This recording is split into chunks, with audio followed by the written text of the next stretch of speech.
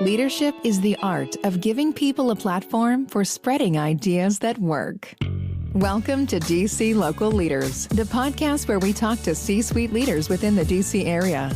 Our guests share their pathways to success and the important moments that impacted their careers. Lean in as we get the inside scoop on how they are shaping their industries, how they lead, manage, and connect with others. From the sectors of aerospace, defense, tech, IT, and more, this is Local Leaders. Your host has been making meaningful connections with industry leaders for over 15 years. Here's Philip Nathram. Always be ready. That's the motto of Siemens Government Technologies. Welcome back to the DC Local Leaders Podcast. I'm your host, Philip Nathram, and today we are speaking with the president and CEO of Siemens Government Technologies, Tina Dolph. Siemens is well known for their building controls, and about 8 years ago, they spun off into Siemens Government Technologies to service our federal government.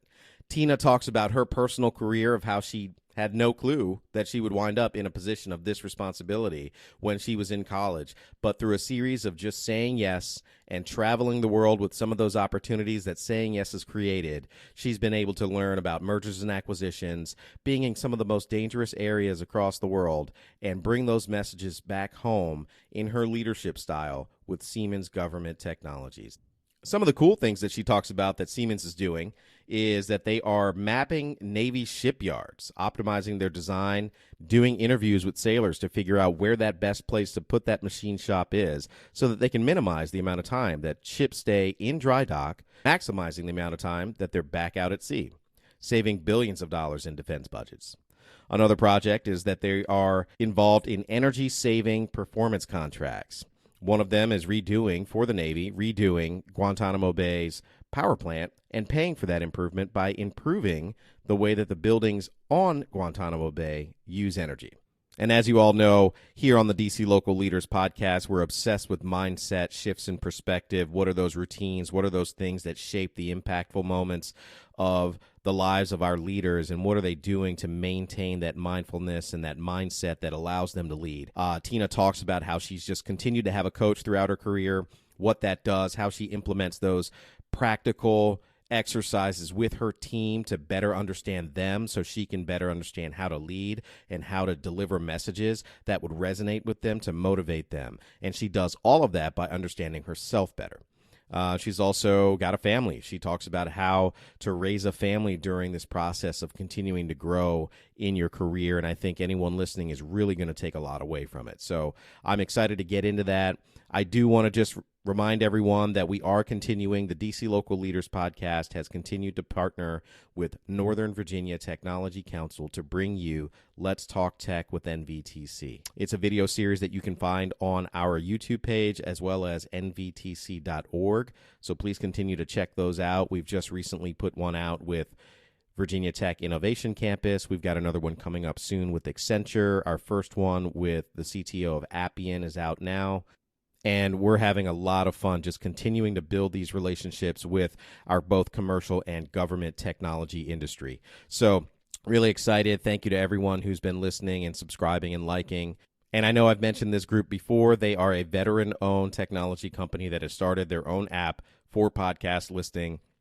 It's called Notecast. Notecast is a podcast listing app that allows you to take notes directly from the app. You can tap the button that says transcribe, and it will transcribe a note for you, both audio and written note. You can have it texted or emailed to you. You can keep it in your phone as an audio note, something to come back to. So check out Notecast. I really want to support these guys. They started their company when they retired from Special Forces, doing some great things, and I really want to give them as much support as I can. So if you have some time, check that out. And now let's get into the episode.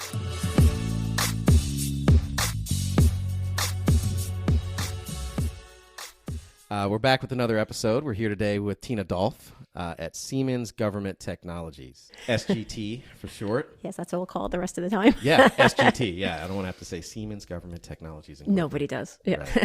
Right. And you're doing your own thing. right? From Siemens. Yeah, well, actually, we've been our own entity for probably 8-9 years now. 2008, I think it was. And it's kind of a cool opportunity that Siemens has taken advantage of. So, Siemens obviously is a German company. Yeah. So in order to be able to do business with the federal government and handle sensitive information, your U.S. government's not going to allow that information to go to foreign nationals or people who are not U.S. citizens. So what Siemens has done is set up Siemens Government Technologies as a subsidiary, wholly owned, but separate. So we're able to bring all of the technology that Siemens has to offer the market, and we can bring it to all parts of the government. So classified clients can use us, sensitive areas where people need to touch sensitive information. Siemens without SGT would not be able to service that market. So, it's a lot of why I came here is, Siemens has got such a powerhouse full of innovative products and technologies and things that they couldn't access fully in the federal market. And now they can using SGT. So it's a pretty exciting mission that we have here at SGT. You took over as CEO and president a couple years ago, right? Yeah. I've been here about 2.5 years now. So I spent most of my career growing up in the federal space. So I spent, time at Lockheed Martin and PAE and some of the big players there. ASRC for a little bit. Yeah. So it's been a great place to come here and then leverage my knowledge of the federal market and pair it with the technology that Siemens has. So it's been a pretty cool opportunity. Well, when they were speaking to you, what was some of the things that drew you to Siemens? Like, what about Siemens was it that you were like, I want to be a part of this, and I think I can lead this company? Yeah, I think that the biggest piece for me was what they had to offer to the market. And I'll be honest, before I got the phone call from the recruiter to consider it, I didn't really appreciate all that Siemens had, right? I knew them as a technology company. I knew them as controls. Like you go to systems. You go to a hotel and the thermostat in your hotel room is a Siemens thermostat. So that's like Honeywell. You see Siemens, you see it's like, it's the thermostat people. Exactly, Phil, exactly. So, what I didn't realize is Siemens is, one of the top 10 providers of software on the planet. And if you look at the digital tools they have, they are leading indicators on, that market space. And if you think what the federal government needs, which is where my heart is, like my whole career, I have supported defense contractors in our military. My father did the same. My grandfather was in the military. So that's where my passion lies. And I always think about the soldier and how do we help support our men and women who are keeping us safe every day, right? Like if I'm going to leave my family every day to go do something for 90 or 100 hours a week, I want it to matter, right? So when I started to see what Siemens had to offer and how to get that into the places that I care the most about, that was an exciting opportunity for me. And then you start to meet the people here at SGT, and we just have some really incredibly innovative people and just fun people to work with. So you take all of that together, and it was really an easy decision to come join Siemens back a couple of years ago. Yeah, and you said you grew up in the government space, right? So you've done a number of different things, and president and CEO, that's a huge responsibility. And I've talked to a number of different folks, and sometimes they didn't even see themselves in that kind of role. Was it something that you always sought out, or is it something you planned for? No, I think if you had told my 22-year-old self that this is where I ended up, I would have told you were a little nuts, right? Because my undergrad, I was a marketing major, right? And I came out of school in the early 90s. I thought I was going to light it up as an advertiser, or, advertising agency in New York City was my dream. But then reality hit. The early 90s was not the best time to be trying to find that kind of job.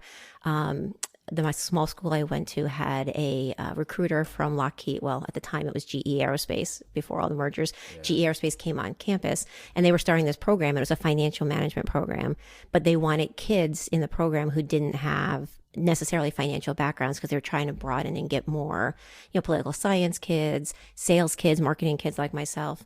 So I ended up in that program. And honestly, I was like, okay, I'm just going to do this for like 6 months until I can find a real job because this is not sexy, right? Like this is not what I wanted to do. And then I got into that program and it was such a fit. It turns out I'm pretty good with numbers.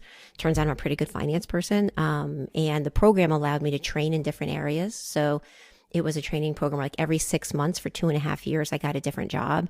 So I spent some time in auditing. I spent some time in program finance, spent some time in contracts. So you kind of got to try some things out. And at the same time, I started to get my MBA. And that was kind of part of the program is, so as I started to do that, I was like, well, I'm kind of good at this. And then that's when I really started to learn about the mission of the government and what they did and how industry helped. I always thought they were separate, right? I always thought there was the military and the government and they did their thing, and then there were companies. What I didn't appreciate until I started working in it is the true partnership. So I always say I was never brave enough to put on a uniform.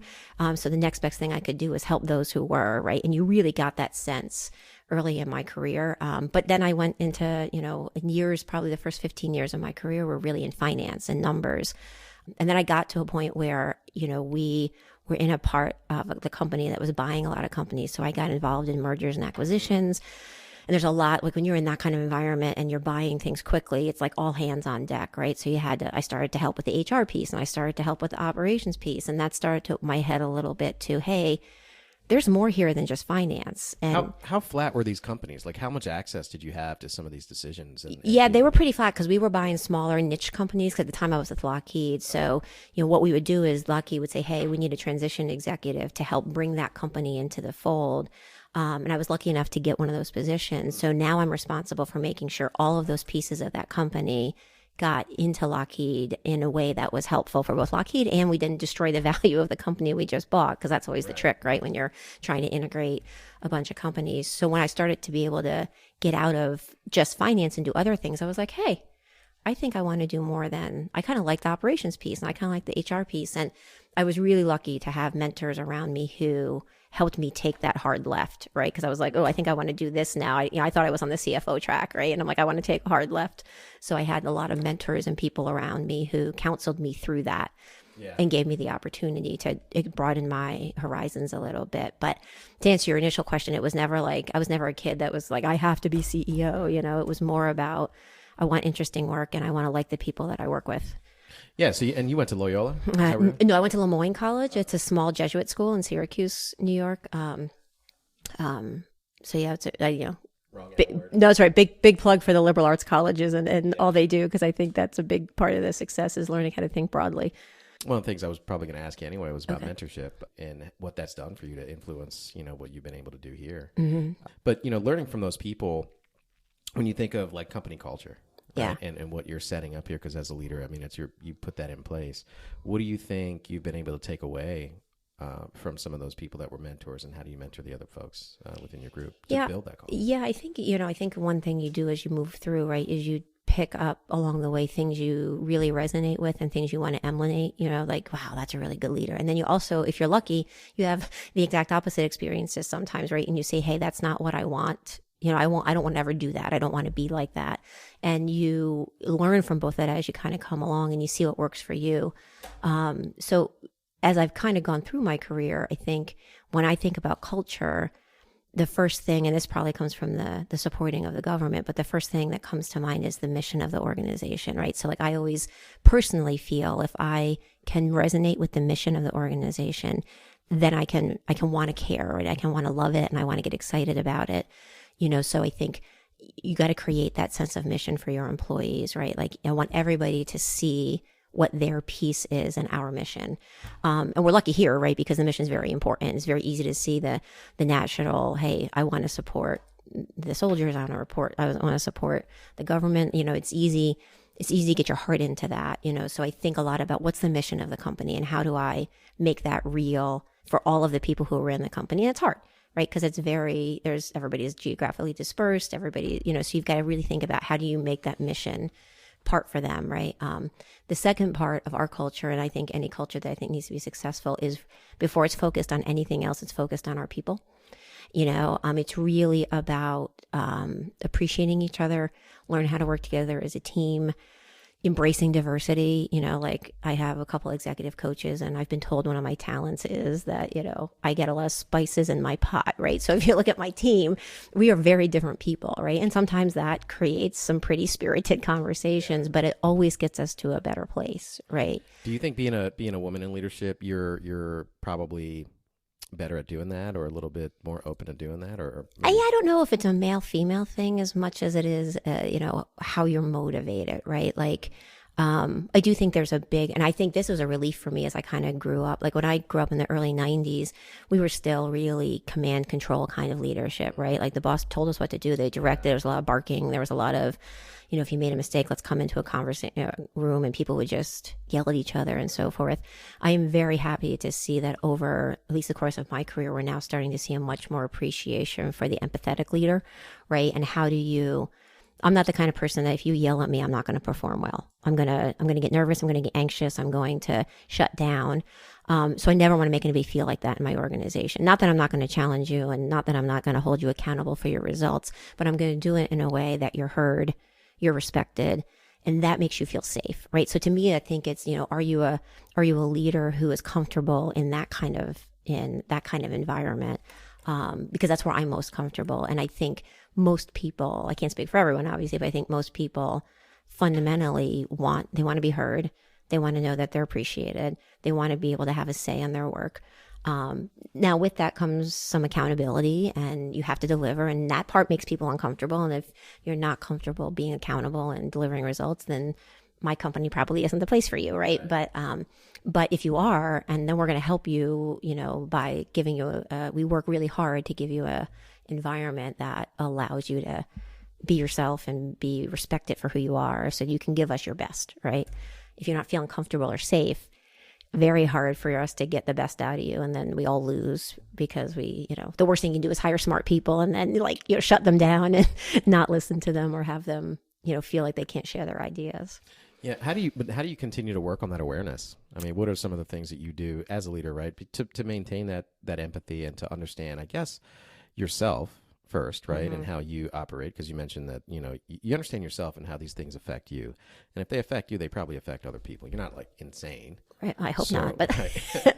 My husband may say I am, but so with that in mind, what are some of the things that you do, whether it's coaching or whatever it happens to be? Yeah, I think you got to surround yourself first with people who are going to hold that mirror up to you. Like I have a couple coaches, and one I have that I use and my team uses, who is really, really good at being a strong mirror. Like he'll say, hey, do I have the authority to be blunt? Do I have the freedom to be blunt with you right now? And you need someone to kind of say, hey, this is what I've seen you do, or this is what I've heard you do, which isn't in alignment with who I knew what you're trying to be. So you need people around you who are going to be able to say that to you, right? And then you gotta work really on continuous learning all the time, right? What are those resources out there that you can, books you can read, talks you can listen to, leaders you can observe that help kind of refresh in you how important appreciation is. And then when you catch yourself making a mistake, there's days where I'm frustrated, right? And we'll be in a hard issue and I'll bark at somebody or I'll say something. And then I'm like, oh,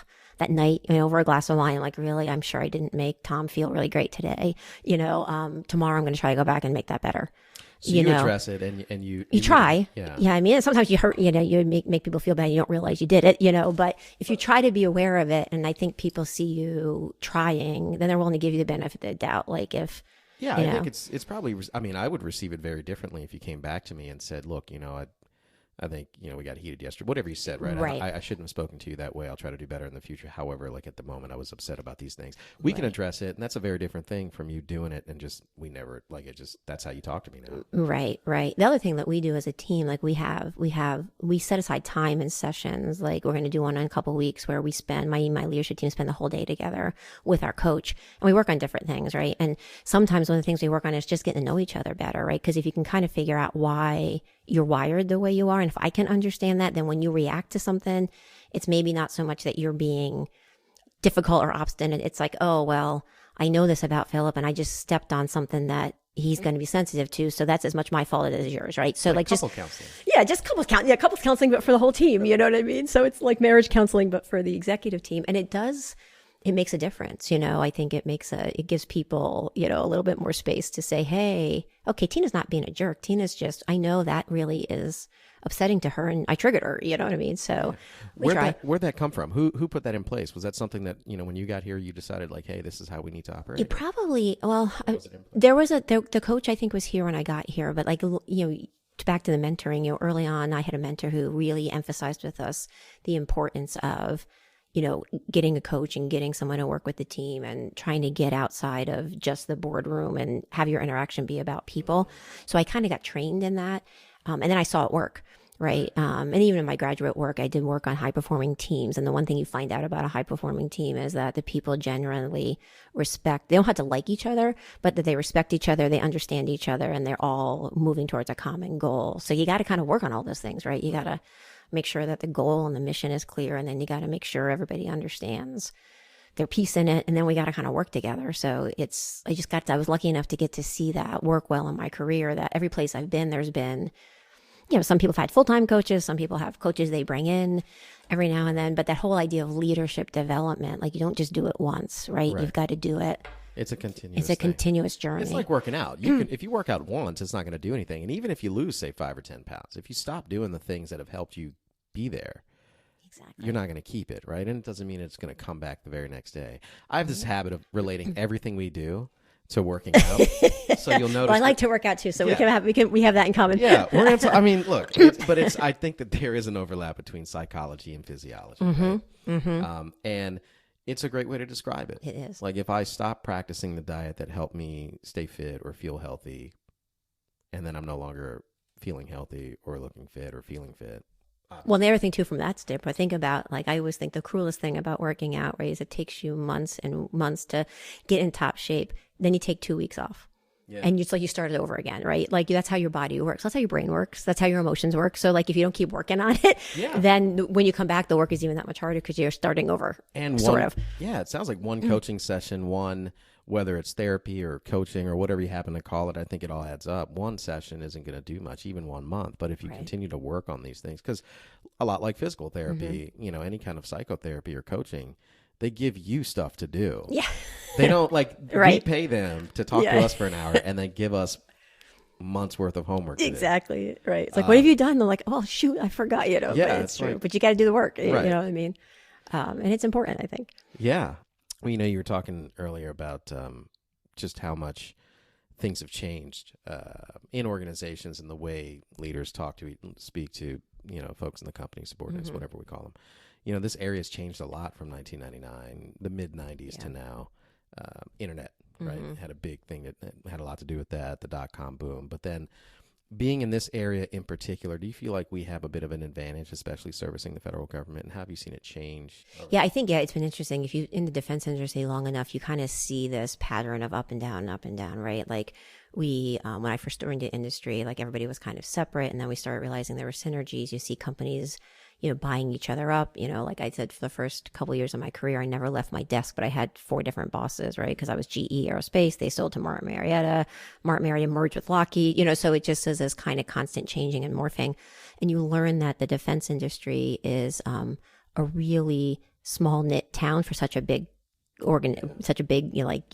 community, because we're all kind of in this together. So I think, that and watching it respond, right, as the technology has definitely, like you said, the internet technology, I think, has been the largest single, driver of that. When you think about, world events and what does what do the government have to do? What are the threats that we have to, protect the country against? What are, before it was ground wars, right? We always thought, the military always talks about being ready for the next fight, right? So what's the next fight, right? Well, now the next fight is a cyber war, right? And how do we protect our resources and our assets and intelligence and all that stuff? So I think that has really changed the industry, just from how fast it moves.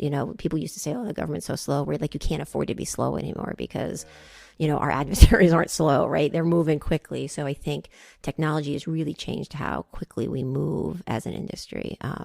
It's been definitely a driver of change.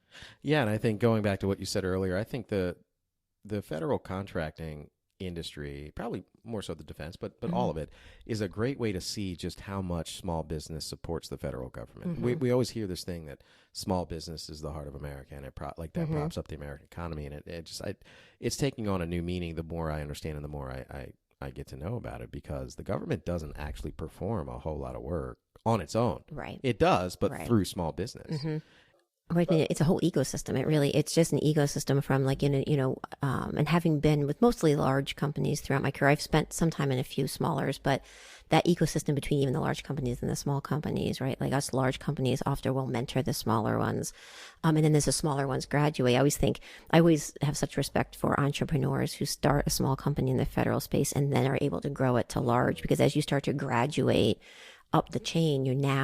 I used to be Tina Dolph Incorporated, just competing with these small companies. I graduate and now I got to compete with the Boeings of the world and the Raytheons of the world. And it's a hard change to make. But if we don't do that successfully, then the ecosystem starts to suffer. So you do have to make sure that all parts of it stay healthy through good competition and including the small businesses in that equation. You as a leader, as an entrepreneur of a 1 or 2 person company, is probably a different person as a leader in 1,000 plus, 1,600 plus, multiple thousands persons company.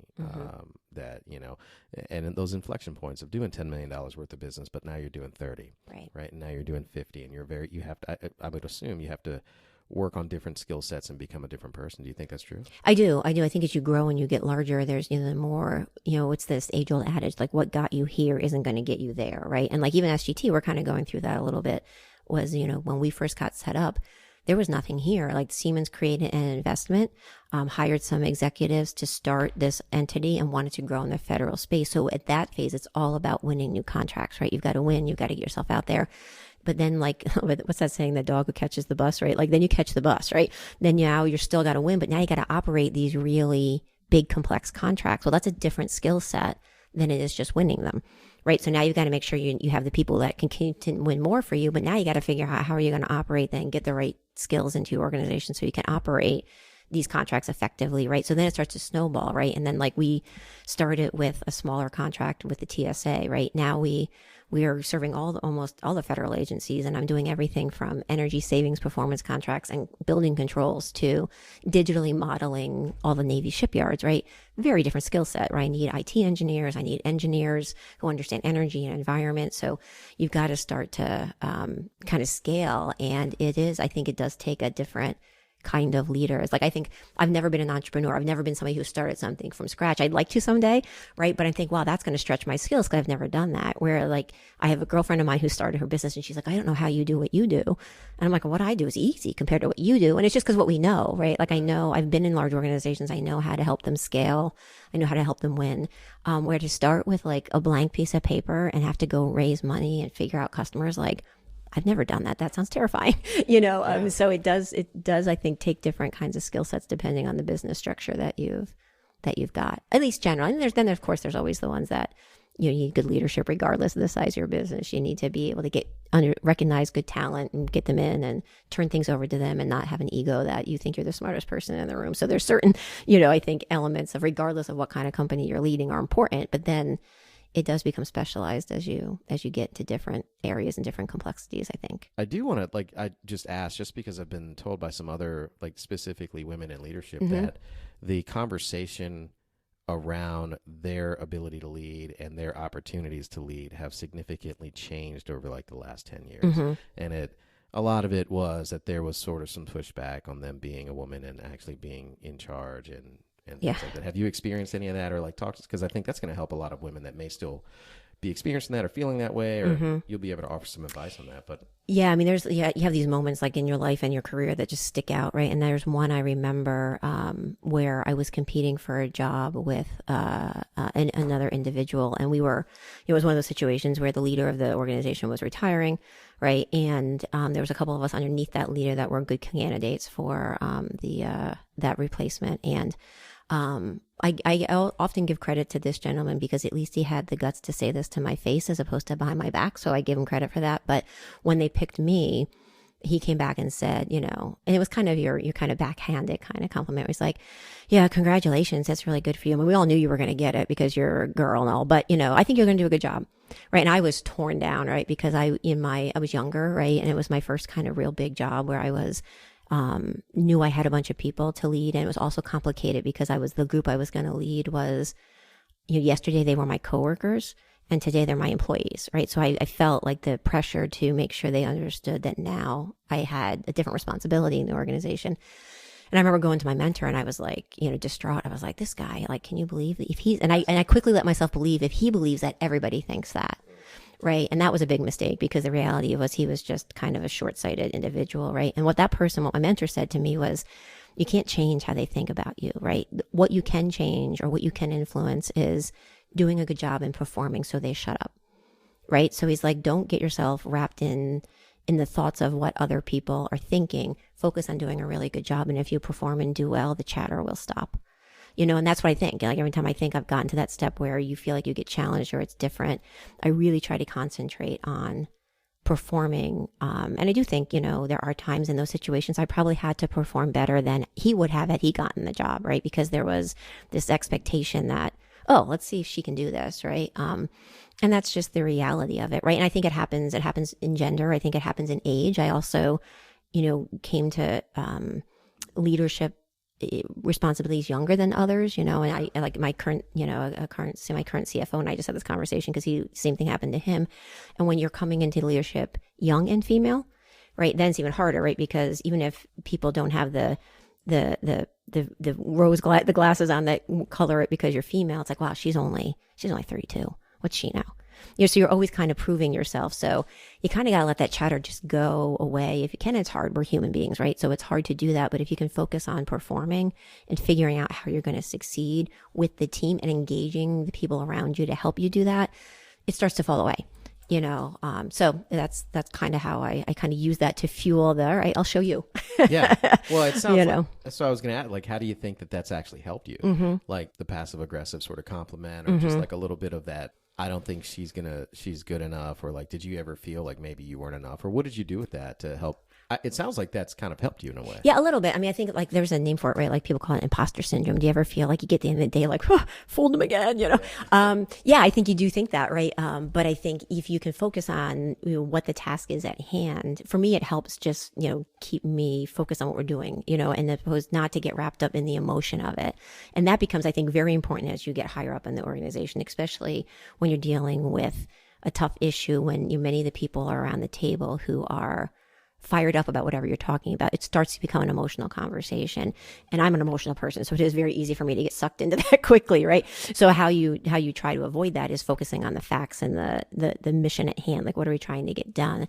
So I think having that experience early on, knowing, it's about, I got to deliver whatever it is, the thing to the customer, the financials to the company, whatever the thing is that we're working on, I have got to deliver that, and that's on me. So I've got to figure out how to get the team to see that as well. So I think having to prove myself earlier, I think did help me get better at that, maybe earlier than I would have if I hadn't had that challenge. So yeah, I think you're right. Yeah. So to other people listening and women and also, but everyone, you'd probably say, stretch yourself, like try the thing that you don't think you can do. Mm-hmm. Yeah, absolutely. And I think like you have to get comfortable with being uncomfortable, right? Like many of the jobs I've taken, this one included, there's that moment where you're in your stomach, you're like, oof, yeah, can I do this? Like, what have I got myself into? Right. Because that's when you grow.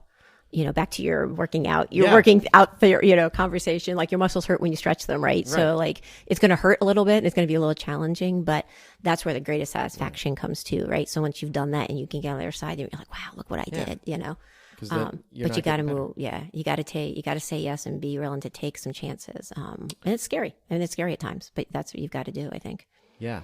Did you ever, how did you deal with going from being colleagues to now being in charge? Because that's the thing that I think for leaders within an organization may experience that a lot, right? Yeah. Because you're just one of the team, and then all of a sudden maybe you get promoted out, or you take over a department or something like that, or you get into the C-suite from director level or whatever.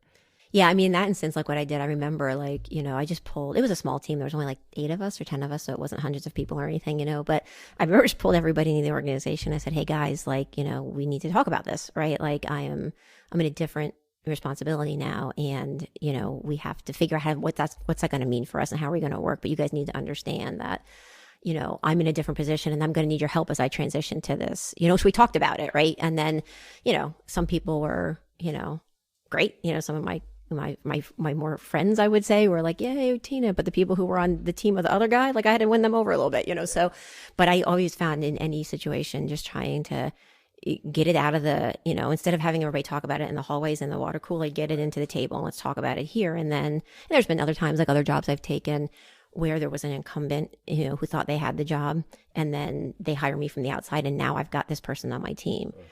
right? So when I in those situations, same thing. I just sat down with that individual and be like, hey, I didn't create this situation. You didn't create this situation. We both have a choice here, right? We can try to work together, or we can make each other's lives miserable. I'd prefer not to do that, and you can't control how the other person's going to respond. But again, like, just get it out on the table so you can talk about it.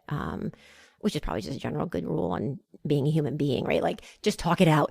But try to address it so it doesn't become, the hallway talk, because that's what you can't control hallway talk, and you can't, and then it starts to feed on itself and people get distracted. And that's the last thing you need when you're a leader, And that's leadership right there. I mean, where'd you get that? Was that your coach kind of saying, look, meet this head on, or did you have I think some of it, some of it, yes. I mean, some of it is like the one, I would say, the coach that I have now that I use real closely, like before I even started here, the first thing that he said to me that was really stuck in my head was, he's like, don't forget, like, you're the CEO, so you set the culture.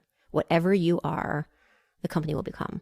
He's like, so you got to think about that, and he's right. Like, at first I was like, yeah, right. But no, he's right. Like, and I had a mentor. I always tell this story. People who know me will have heard it. But I remember when I got promoted to, I would say, my first significant role at Lockheed, I had a mentor who was, there, and she congratulated me.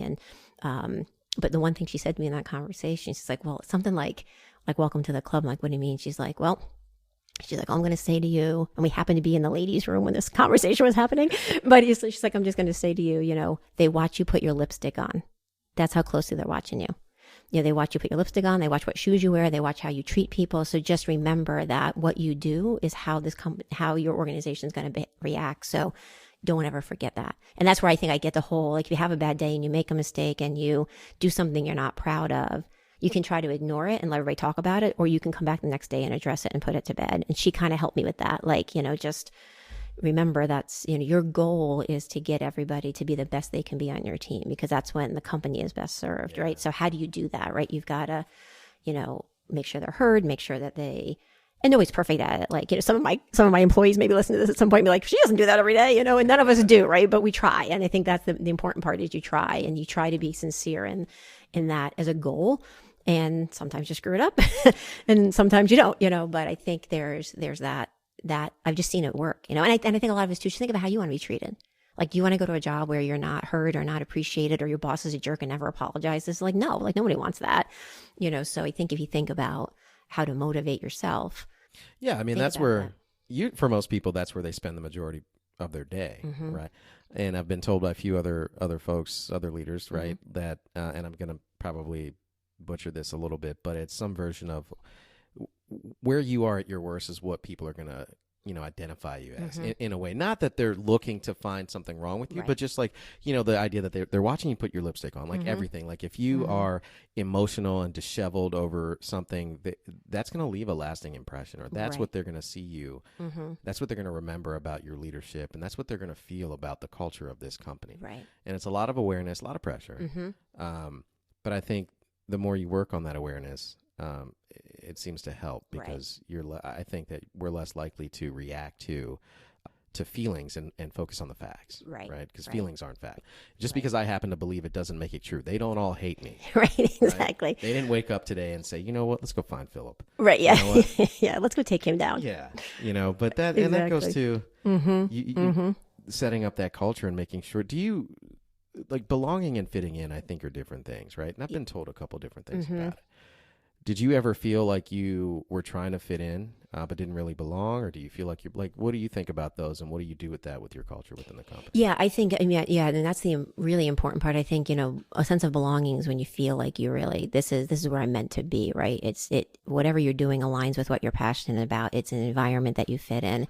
Or if you feel like you're having to fit in and you're not fitting in, there's an element in the environment or the culture that is making that hard for you, right? It's interesting. We just did with my team, we all redid our DISC profiles, right? That just really talks about DISC is a leadership a tool that you can do to say what kind of person or what kind of environment do you like to work in.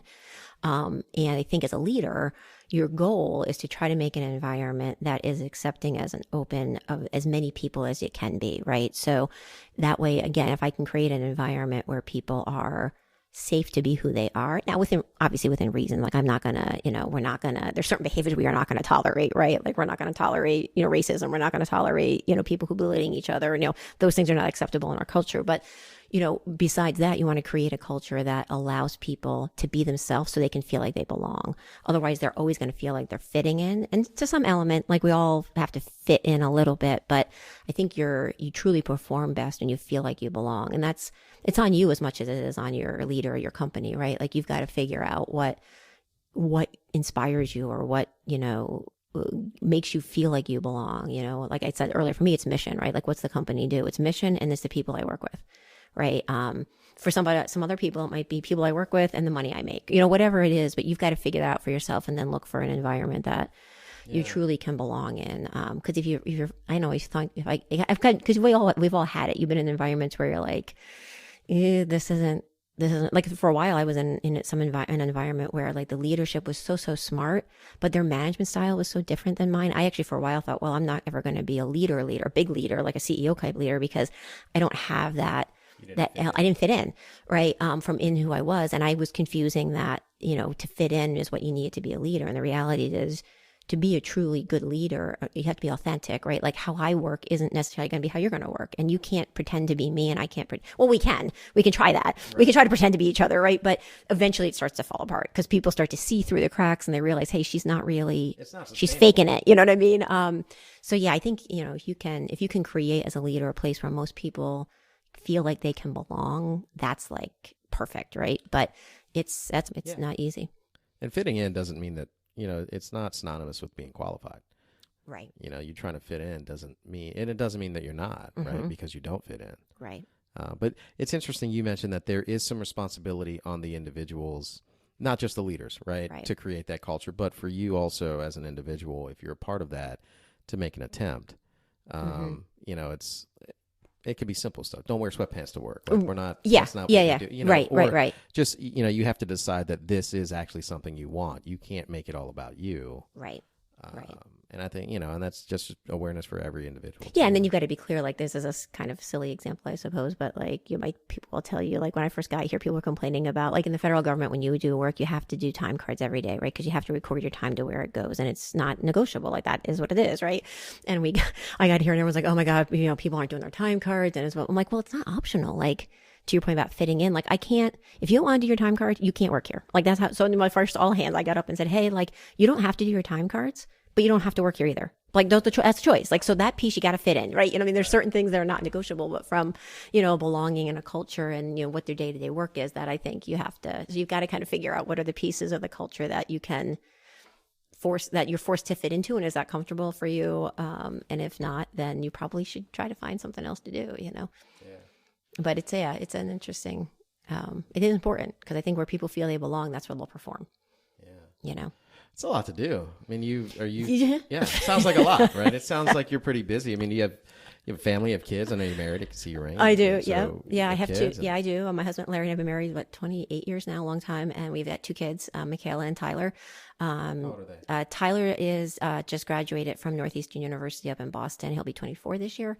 And Michaela will be 20. She's a freshman down at Belmont University. So my husband and I are now figuring out the quasi-empty nest because we only have my daughter now on summers and vacations and stuff. So we're at Did you get rid of his room? No, not yet. I can't bring myself to do it. No. They're still you my didn't babies. Turn it into like an office or a yoga studio or something? No. I can't. My husband, I think, might be ready to do that, but I'm like, no, I can't. They're still going to come home someday. I know it. Yeah, but they could share a room. Like they don't need their. Exactly. You sound just like my husband. That's the practicality piece of it. I don't know. I just feel like if they're gone. Yeah, exactly. What kind of work is he? Tyler, right? Yeah. What kind of work is he doing? Yeah, he works. He's a video content creator, so he actually works for a company called Everbridge, who's a software company that does. So he's in their media and production. So he does everything from creating videos to content creation and so forth. So he's very blessed that he was able to find the job this quickly. Right, he's graduated in December, so.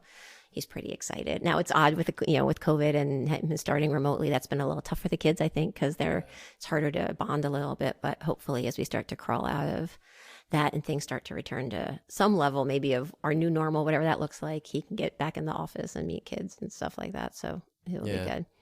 How do you think, you being in a leadership role and you have been in a couple different companies for a while, especially it sounds like during their teenage years, how do you think that, what do you think that did to them to affect them to see you working that hard or being in those roles? Do you think that had an effect on what they chose to do or how they view showing up to a workplace? Yeah, I think so. It's funny you say that because I guess it was maybe Michaela was a junior in high school, and we were doing the college tour. So we actually went back to my alma mater at Lemoyne because they were having a women's weekend and they wanted me to be on a panel. So we were there, but she was touring the campus while we were there. So we went and I talked to a couple classes of seniors who were business students getting ready to graduate. And one of the teachers asked Michaela that. They asked her that same thing. She's like, what did you think about, because there was a period of time when I worked for PAE that I was on the road a lot, Africa, Afghanistan, Iraq, places like that. So I'd be gone for weeks at a time. Like real travel. Like, yeah, these people talk about like they got to go to San Diego. I'm like, yeah, until you wear a bulletproof vest and a helmet, you're not in, But, it was interesting because the professor asked her that. And my daughter said, at the time, I was just sad that my mom was gone, right? Because I want my mom there. She's like, but as I've gotten older, I really appreciate what she did. And I didn't get that when I was a kid. As a mom, I was like, oh, thank God. Because as a mom, you worry, right? Like all is when they're little, especially, is that you're not there and, what happens and God forbid they get sick when I'm halfway around the world, what's going to happen? So you worry that, they felt abandoned, where she never felt that way. And now I think she understands better what that looks like. So she's like, my mom's pretty cool, but I didn't realize that when I was 8. Yeah. Do you think they were ever afraid for you? Like if you weren't, like you're out in those kind of environments and doing the work that you're doing? I don't know if when they were little, they really understood. Like one of the funny stories from that time period was my parents would be very nervous, especially my mom, when I was traveling in those kind of places. So my husband and I would often not tell her until I got home, right? Because it was just like, let's not worry, or because that's just cruel, right? So there was a time when I think I was in Iraq, and my mom had called my house. And my husband was in the shower, and Michaela was probably maybe 10, 11, old enough to answer the phone. You know what I mean? So, she answered the phone. She's like, hey, Nana, and my mom, I think, knew I was traveling maybe. But anyway, she's like, well, hey, Mom. She's like, is your dad there? And Michaela's like, oh, no, he's in the shower. He's like, well, how about your mom? That's what she said. How about your mom? Is your mom there? My daughter's like, no, she's in Iraq. She just blurts it out, right? So like next thing of course I don't know that conversation, but then I'm over in Iraq. It's like 4 a.m, my phone starts blowing up. It's my mom, call me. She's like, what are you doing? How are you doing? Blah, blah, blah. So I don't think my kids ever really, this was probably, probably 2011, 10, 11. So, okay. Yeah, we were coming out of, we were at that point in Iraq. What was happening was the State Department was moving in and building consulates and converting some of the DOD locations into consulates. So that's what the company I did was we were there with State Department, building those things. So yeah, I don't think my kids really understood Tyler might have, he was a little older. I don't think they really worried about, I don't think they ever thought about me not being safe. I think they were just like, is Mom going to be home for pizza night? Right. So, yeah. Well, but the other part of that is that, you can't be what you can't see. Right. Right. I would have never started a podcast if I didn't know a podcast was a thing. Right. So what do you think that does for her, right? You being a woman in leadership, but also for your son, though, doing some of the things you've done and taking some of the chances, stretching yourself, learning the things. What do you think have they mentioned anything to you about like what choices they made in majors in college or the way that they view what they can do in the workplace versus Yeah, I think what it instilled in them was that they saw, they saw a couple things, right? They saw what hard work looks like, right? They saw what it can give you, right? The other thing that I think at least for our family, it showed was like my husband and I made a conscious decision, right? Like when we first started, we met in college, we first started working, got out of school, both had jobs, right? Up until when Michaela was born, even after Michaela was born, we both still worked. And then it got to a point where I was getting to that point in my career where like that next step was going to be hard, right? Because it meant I didn't really control my calendar anymore. And, I worked a lot in proposals and stuff. So her proposals you don't go home at 5:00, right? And it got hard. And it started to my husband and I started to argue, right? Because he'd be like, well, you said you could pick her up at 5. And I'm like, I can't because the pricing's not done and it's wrong and I can't leave. And all that kind of conversation starts. So we made a decision when we moved down here. I got promoted and we moved from New Jersey down to here in Virginia. And he stopped working for a little bit and until he could figure out what we were going to do. And then he ended up starting his own business. But what I think my kids got to see was the flexibility of a family working together to figure it out, right? And there's not necessarily traditional roles. Like my kids will tell you, like my son will even say, "Oh, I want to be a stay-at-home dad like dad because he got to see all the fun." You know what I mean? Or when you're a kid, it seemed like fun. Now my husband worked harder than I did because he was working and he had to do, especially when I was traveling, take care of all the kids stuff and working. So he actually had it harder. But the kids didn't see that, right? The kids are like, "Hey, dad's home to play," But I think that to me is the best thing our kids learned is, you figure it out together as a family, and anybody can be what they want to be, and if you work hard, that's available to you. So I think when I think about and at the time I didn't, as you're going through it, you just hope to God you get it right, and you're like, and I also often felt for my husband because back then, like we were reversed. We would joke about it, right? He'd go to the bus stop and be the only dad, and I'd go to the boardroom and be the only woman, right? Like not, it's a little bit of an exaggeration, but so we were a little backwards. Now I think I'm happy to see it's a little bit more mainstream, and families, I think, generally try to figure it out. I think we are starting to do better around, it doesn't, a woman doesn't have to have certain roles. A man doesn't have to have certain roles. You can figure it out together. And I'm happy that we could show my kids that, and make sure that you put your family in the center of that conversation, because I think when you don't, then it becomes really, really hard. Like if I had just decided to take that job without getting my husband's support and buy-in, and in fact, I probably wouldn't have taken it if he hadn't pushed me, because I was actually more worried about the demands on my time than he was, But if you don't do that together as a family, then it gets hard, and then it gets messy. And then, so I think that's probably the biggest thing my kids saw as we were growing up. Yeah, I mean, you've got an ongoing theme of just open communication. Sounds like with your family and with people that you work with and how you lead and stuff like that. And so, I mean, do you mentor other women because there's other women leaders that are probably looking up to you, or rising leaders, right? Maybe they're in those certain roles where they're continuing to gain more responsibility, but maybe, they might be late 20s, early 30s, and now they're starting a family. I mean, what are you going to do? I mean, well, I love people that question usually comes to me and like, how to explain to me how you balanced work and life, or what's work-life balance, and I've thought about it a lot. And, I think about it now is there's not really balance, right? It's maybe over the long period, over like the long game of your 35-year career, there's some kind of balance. But in the moment, you've kind of got to realize what has to take priority now, because you can't do everything. Like you physically, remember like when I was growing up in the 80s, it was like super women, they can do everything, right? Well, that was just a fallacy, right? Like all that does is get you into like a mental state of craziness, right? But I think what you can do, and I actually got this advice from a gentleman I worked for a while. We were traveling and I can't remember what was going on, but I was afraid I was missing something at home. And he's like, and he was like, can I just give you a piece of advice? Because he was a dad and he had 4 daughters and stuff like that. He's like, the best thing I can kind of tell you is wherever you're going to be there. So if you're at work and you got to be at work, be at work. Don't be fretting or beating yourself up because you're not, at the preschool, you're not at this. And just when you're with your family, be with your family. So when you're at your kid's soccer game, don't be on your email. If you can. Now, obviously, there's emergencies that pop up and you can't do this all the time. But as a guiding principle, like wherever you're going to be. Right. And then that means, if I've got to concentrate on work right now because it's a busy period of time, then that's where I've got to be focused.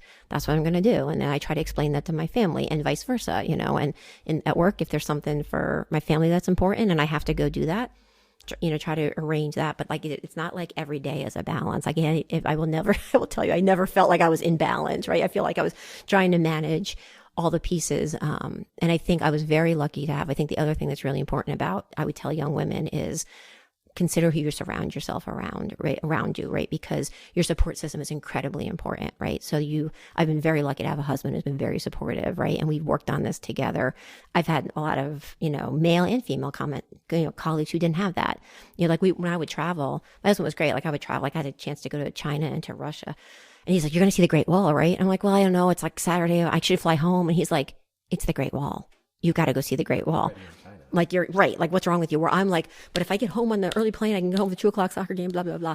So he was always very, go do, you got that opportunity. He wasn't pressuring me. He knew how much I hated to be away from him and the kids anyway, right? So I had that support. If I didn't, I don't think I have this job today, right? Because if you don't have that kind of, and it doesn't have to be your husband, it can be your best friend or your mom or your dad or your brother, whoever it is in your world. Like, you need people around you who are going to help support and, take off some of the burden of watching your kids or driving your kids or do something. People are going to help you along the way, because without that, it's really, you got to include them in the decisions. Like, otherwise it's hard. How do you think you find that if you don't already, like, how do you set that up for yourself? Like, sounds like you were lucky. You had a husband that was that way, or some friends in your life. But how do you, along the way, how do you make sure you're doing that? There's a thing that, you become the average of the 5 to 10 people you surround yourself with. And there's some of that, but I mean, were you consciously thinking of that? Like, I'm not sure I saw it earlier on. Like, I really don't. Like, I mean, I would say Larry and I talked about it even before we got married. We talk about important things, right? Like kids, religion, all the things, right? But we never really talked about it until we were like faced with it. You're like, oh, well, now what do we do? But I always kind of knew, he was a supportive person, right? Mm-hmm. So, and I think too, there's people that I've encountered that were friends for a while that are no longer friends because they weren't supporting me. Like, they weren't like, it's like your posse, right? Like, you've got it, like, to your point, if those 5 or 10 people, when one of them starts to, cause you angst or, talk behind your back or, whatever it is, and that took me a long time cause I would feel invested in people, right? And I would feel like walking away was a failure, where I think,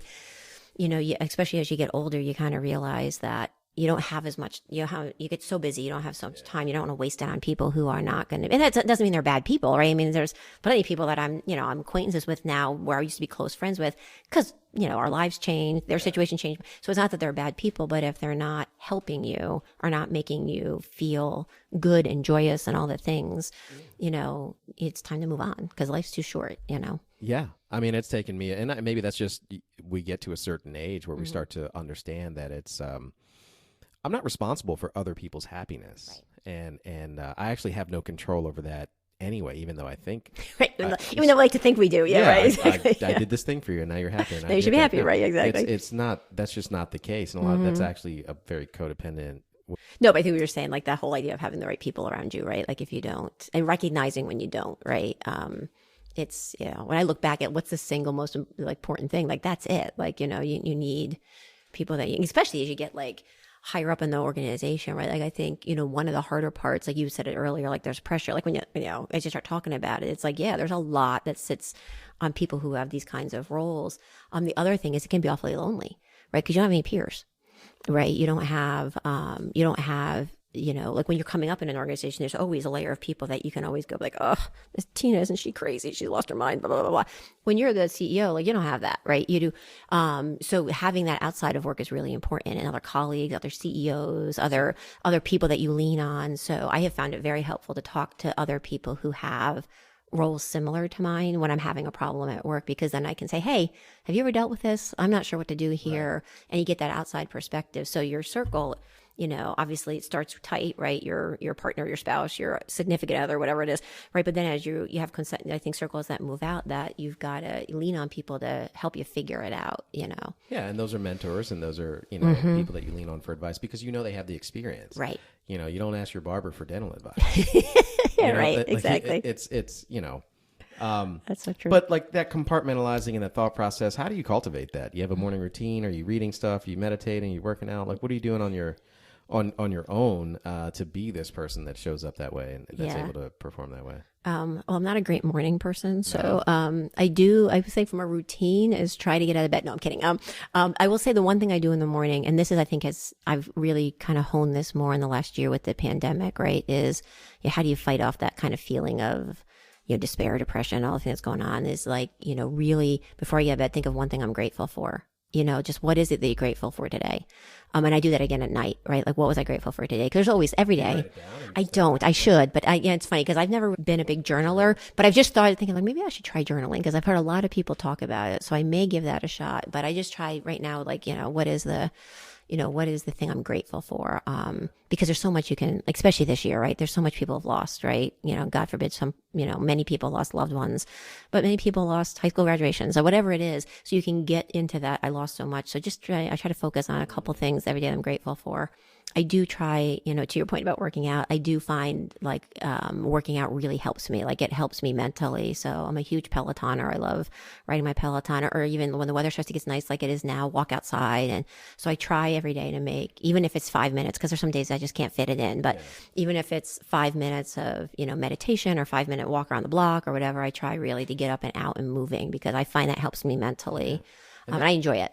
That's meditation too. Mm-hmm. My gratitude, I try to write it down, but sometimes I don't. I mean, I do the best I can, but sometimes it's simple. It's my hands and feet work. Right. Yep. It doesn't have to be anything grand, right? And in fact, it's those basic things that help me really have a a feeling of gratitude Right. throughout the day. And I think the gratitude is the opposite of resentment and fear, right? Like if I can just remain in that space, then whatever happens to pop up, Right. if I didn't just drop dead immediately, it wasn't that bad, was it? Like, Right, I mean, right. yeah. Like my grandma always used to tell me, it's like, I don't know what you're complaining for. Somebody always has it worse. Yeah.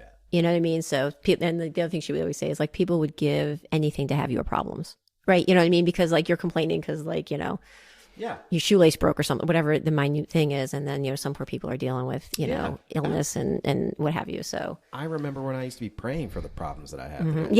yeah. You know? The things that I call It's so problems. true. It's just Yeah, do but you I will try the writing down thing. I think I'm going to give that a shot because people, a lot of people have said that to me lately. So I was like, maybe I have to give that a whirl. And I think it's because even when I write down a note, even on a sticky tab, I remember whatever it is I was supposed to do a little bit better than if I just make a mental note. And I think there's something to it with that. Yeah. And I don't know. I'm not a doctor. Yeah, and whatever works for you. That's what I figure. That's the other thing you got to learn. Is whatever works for you is what you need to do. Yeah.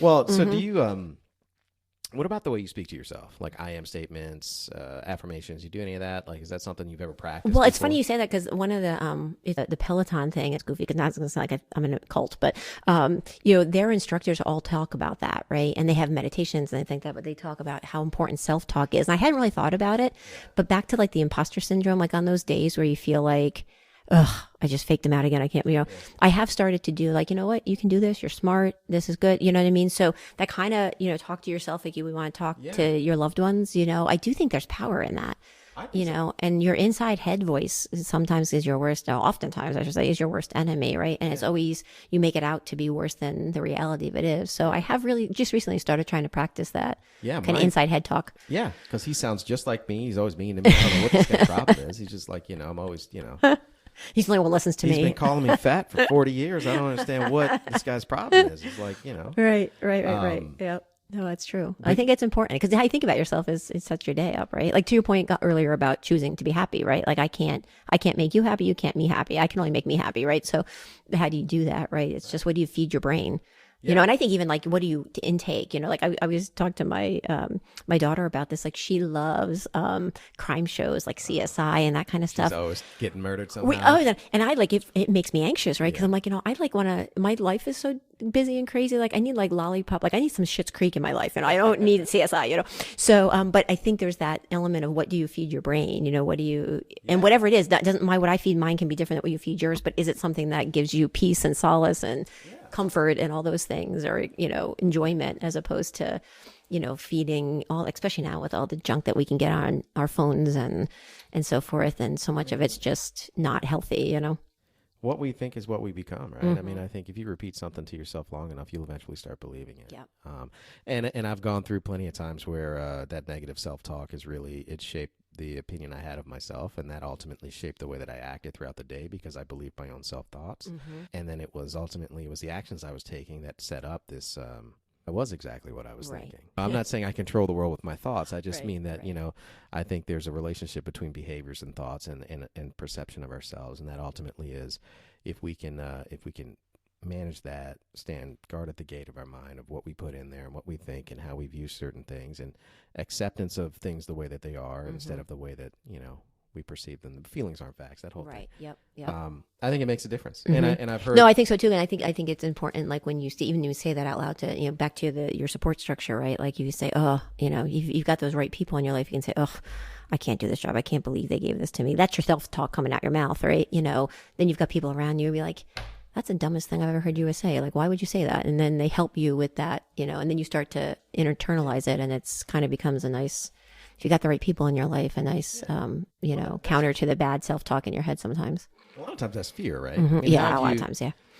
Because, how have you responded to that? I mean, one thing I do like to ask a lot of people is, were you ever in a point, I call it the jumping off point, right? But it's a point where you're fearful. You realize you can't keep doing what you're doing, but you're unsure what to do next. And it can be professionally, it can be personally. I mean, you being a mother and being on the road a lot, or working, or leaving a company, being with a company, or just cutting out friends. Like, what, you have anything like that? And what do you think that does for you as an individual? Yeah, I think that the whole coming over, you're right. Fear is the big stopper, right? Because you'll think about it. And I think, when I think about what I've been through, or, my experiences, there have been times when it's like you get to a point in a job and you're like, oh, this isn't really fueling my soul anymore, right? I'm not, it's hard to get out of bed every morning, or it's whatever it is. And then you kind of know you're ready to make a change, but actually making it is difficult because where you are is known to you and safe to you and all those things. So I think the getting over that fear of what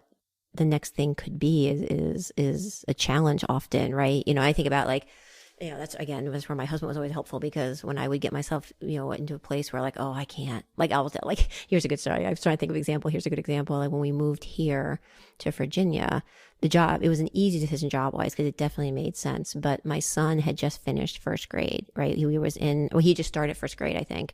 It was like November when I got the job offer, and kindergarten was a separate school. And so first grade was his first class or first year in that new school. So he just transitioned to a new school. And I got myself so wrapped up, like wrapped up in the fact is like, what a cruel mother I am, because I'm going to make him move again. Right. And my husband is like, you have lost your mind. Like, he's 6. He's going to be fine. You know what I mean? But I had this fear about what is that going to do to my kid, and how do I do that? And I think left to my own devices, I would have turned the job down. I'd still be living in New Jersey because Tyler needed to stay in the same school. Right. Where Larry was like, this is craziness, and he actually had me talk to a friend of mine who was in the military, who's moved his family.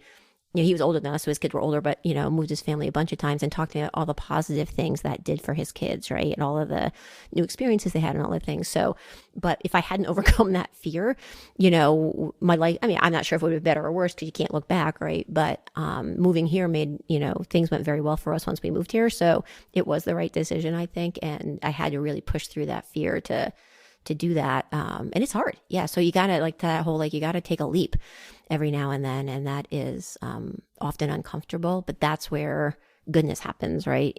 Staying in the same thing, doing the same thing over and over again often doesn't lead to bigger and better things, right? So you gotta be willing to, and then the reality is I am also a big fan of, think about what's the worst thing that could happen, right? So if I take this leap, I'm like, honest, what's the worst thing? Okay. I could suck the new job and get fired. What would happen? I get a new job. I get a new job, right? So once you start to think about like, what is the worst thing that can happen and can I live with that? Then everything else is easy after that, right? So do you think that built that muscle memory that you have with you to address things head on, even the difficult conversations, and just have conversations with it because you're kind of always doing that? Yeah, I think so. I think it gets like anything else, any muscle that you use over and over again gets, more toned and better at its job as you do it. But yeah, I think you're absolutely right. Yeah, you traveled a lot. It sounds like, even for work, you guys travel personally too. You take vacations. Well, so that's the funny part. Like when you talk about world travelers, like I've traveled a lot of places, but like I've never been to Paris. I've never been to London. Like I've never been to the cool places everybody goes. So we started, and that's funny you say that because my husband and I, like, as soon as the kids are in school, we're going to start traveling, and then COVID. So we hope to travel more. The kids. We've taken the kids, places somewhat, but we hope to do a lot more of it because I really think, especially for kids. One thing, because of the travel I did with work, I was often in difficult places, and I was often in places where you just see like poverty beyond poverty, right? And it just changes your view on life, right? It just changes who you are. And I think where's like the hardest place? For me, I think the hardest, there were 2 that were really hard. One was South Sudan, Africa. I had been there right after their independence, been in between the 2 civil wars. So it was a little hopeful when I was there because they had just come out of one. They just established their independence and it was going well. But you could just see there were girls and women sitting on the side of the road, like breaking rocks with their hands, like doing quarry work. And like you start to think about it, like the only reason that's not me is I was born where I was born and she was born where she was born. So you start having those conversations. But I think the hardest place for me was Haiti, because I got to go to Haiti shortly after the earthquake because we were there to help fix and do some work with the police force down there. And it's like an hour and a half flight from Florida, right? And it was such abject poverty, right? It was just like heartbreaking. Like it was just like, how does this happen an hour and a half from Miami? Like how, and that really, and then, what was heartwarming about that experience though was then you saw how many people were there trying to help, right? And even some of the people who worked for my company at the time, we had young guys who were police officers. Our job there was to help train the police forces on how to do, interviewing suspects and jailing and all those things. But you had guys who were in their, late 20s, early 30s who somehow found their way down there, and they were like, how could I not help? I had to come here and help. So in any tragedy, you always see the hopefulness of the human spirit and the people who were there to help. But that definitely changes your perspective on things. And now that you brought that up, I think that has probably changed how I have That's, I think, where a lot of the empathy comes from, right? And like, on any, like my kids used to say, my daughter, especially when I would travel, she started to learn that, like when I would come back from those places, that was not the time to complain to me about your Nintendo not working or your PSP, right? Because then I'd be on a rant, So it changed your perception. So Michaela started asking, like, Mommy, where are you going? And I would tell her, and she didn't know because she was little, She's like, is that a hard place? And I'm like, what do you mean a hard place? She's like, well, because if it's a hard place, I'll be really good when you come back. Yeah. Because that's how she started to internalize. Hey, when Mommy comes back, I know. Like the Haiti trip, I started showing my husband pictures. I was just bawling, right? Because it was just so hard to see, so I do think that shaped my kids a little bit. Like, so I think the travel is is probably part of what shaped my leadership journey too, because you kind of see how there's such good in people and there's such joy in these people who are helpers. Why wouldn't you want to be one of those people? And then to, again, be grateful for what you have, because, it's by the grace of God go I, or whatever that saying is, right? But like, it really does open your mind to be empathetic to the people around you and see how you can help. And then to see what our government does, back to how we started this conversation, back to the mission of what I saw our brave men and women for the State Department doing in these really hard conditions. It makes it really, important for me to get out of bed every morning and to do what I can do to help facilitate that for them. Yeah, it's easy to forget sometimes what the mission actually is for some of these, even defense contractors, but it has to be a defense contractor to do that, right? Because they're in contract with the State Department. And because of the need for security around some of those things, it's going to be one of the defense contractors. And it'll be some other people too. Right. Peace Corps and some other folks that contract with them, but still. But I think too, to your point about, like, I think as you go out in leadership, like, it's really important as a leader in an organization to remember, like, the mission and the people in your organization who are on the front line of whatever it is you do, right? Like that trip to Haiti was interesting. Like when I was there, I always say to the program manager on site, I say, hey, like, I want to see the client. I want to see this, but then take me to what you think I should see. And this guy, the last day I was there, I'd been there like 10 days, the last day I there, he's like, today we're going to go to the port. And I'm like, okay, and like we got up, I said like 4:30 in the morning, and the port was probably 4 miles away from where we were. Like it wasn't far by our standards, right? But we left the compound at 6:30, and because of the disaster of the roads and stuff, I don't think we got to the port till about 11. And then we spent like an hour there, and then we tried to leave because we had seen the tour or whatever. And what he wanted to show me was just how hard it was to do things, to receive goods and so forth. And we go to leave, we can't leave because, there's a dump truck that has parked itself at the gate, and the guy left for lunch. So now we're stuck at the port. So long story short, we leave at 6:30 in the morning. We don't get back till like 5 o'clock at night. And I didn't really see anything except the inside of the car. And it was hot and dusty. And I'm like, what in God's good earth are we doing?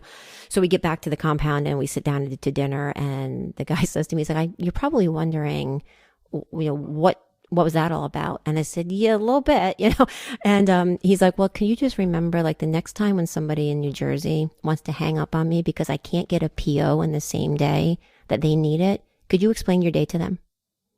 And I was like, good on you, buddy. Like, you just showed me what I needed to see, right? Because we as the support people back here who were helping the guys who were in the field had lost sight of how hard their job was, right? And we had a whole, I quickly then learned there was a morale problem and all sorts of things because we lost sight on what the mission was.